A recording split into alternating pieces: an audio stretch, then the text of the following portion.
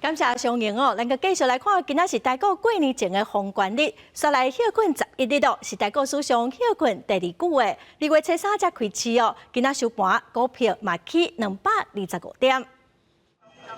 日是台股旧历过年的封关日，真侪股民抑搁伫咧调度讲，是毋是要升卖，抑是甲股票买过年？咱来看日的台股，受到每一个四大指数上行的激励，若开盘好，经济也一直向高点行。盘中是拔起超过300点，股民大家拢关心是毋是有法度徛起哩24000点。也若台积电伫咧盘中拔起起哩1150块去30块。像台积电啊这一些的全指股呢，他们的走势就是相对的强势哦，所以今天收红应该没有问题。如果说要挑战历年封关，好就农历年封关的最高指数，那这个是机会是相当大的。台积电也有机会创下历年来就农历年封关收盘的这个最高值。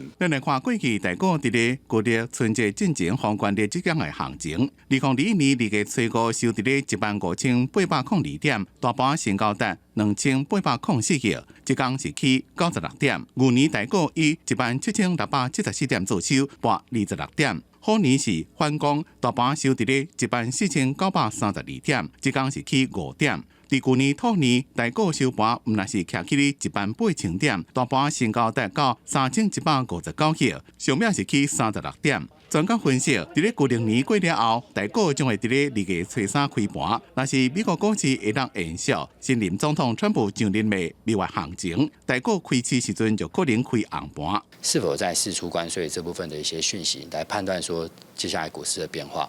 所以假设这些东西都没有太大的这种 surprise 的话，其实年后开红盘的机会其实相对是高的，攻24000点的开盘应该是有机会的。专家提醒讲，虽然伫过年后台股开市有机会会让冲击哩24000点，不过就要注意台股伫咧休市的期间，日本央行是毋是升利息，抑个美国总统川普是毋是会宣布新的关税政策，可能会对股市造成影响。公司新闻采访报道。